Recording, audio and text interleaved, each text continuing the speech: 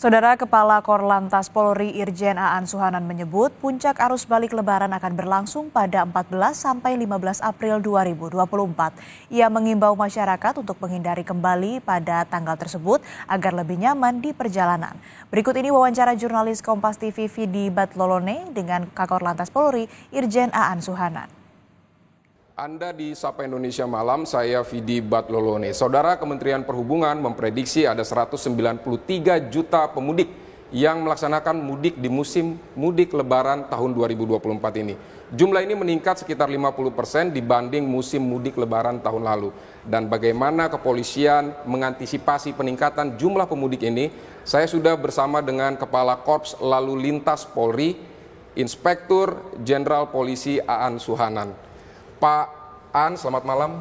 Terima kasih untuk waktunya di Sapa Indonesia Malam Kompas TV. Pak, Anda tentu sudah melakukan survei di lapangan ketika persiapan mudik tahun ini. Nah, ini evaluasinya seperti apa mengenai kesiapan mudik di musim mudik Lebaran tahun ini, Pak? Ya, lihat angka tadi dari Pak Kementerian Perhubungan, hasil surveinya emang cukup luar biasa. Ini menjadi tantangan tersendiri buat kita, ya buat kepolisian dan seluruh stakeholder untuk betul-betul mempersiapkan mudik tahun 2024 ini. Baik Pak, puncak arus mudik 6 sampai 8 April. Nah kalau puncak arus balik bagaimana Pak? Arus balik ini kita melihat data empirik ya, kemudian survei dari Kementerian Perhubungan. Diprediksi untuk puncak arus balik ini ada di tanggal 14 dan 15 ya, April. Ini hasil survei dari Kementerian Perhubungan juga demikian. Itu angkanya di 15 itu paling tinggi. Jadi kita menghimbau kepada masyarakat sesuai dengan arahan dari masing-masing instansinya ya.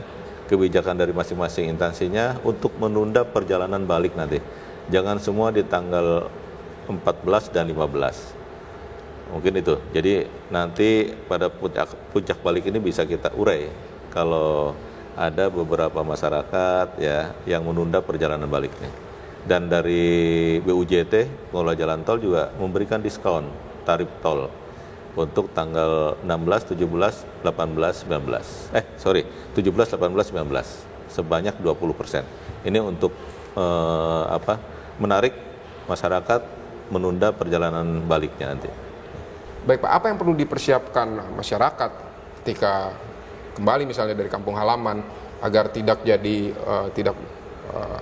menyumbang potensi kemacetan yang semakin ini jadi turut berpartisipasi dalam kemacetan begitu Pak? Apa kira-kira? Tentu skema-skema yang sudah kita buat, yang sudah kita rencanakan, kalau tidak didukung oleh masyarakat, masyarakat tidak berpartisipasi, artinya kita sudah membuat jadwal, kita sudah membuat skema kontraflow, ganjil genap dan sebagainya, pembatasan angkutan barang.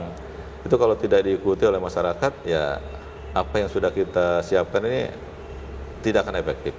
Kita menghimbau kepada masyarakat ya pada saat arus balik maupun mudik, yang pertama ya harus disiapkan kesehatan kita, pastikan kesehatannya prima, tidak dalam sakit ya.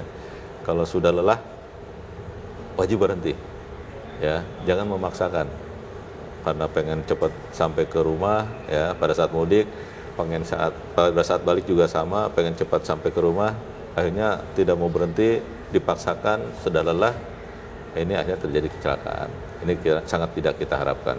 Jadi pastikan kesehatan kita, kemudian kendaraan juga sama, pastikan kendaraannya prima, ya dicek sebelum berangkat, tekanan ban dan lain sebagainya, sehingga tidak ada hambatan di jalan nantinya, dan jadi kendaraan yang berkeselamatan.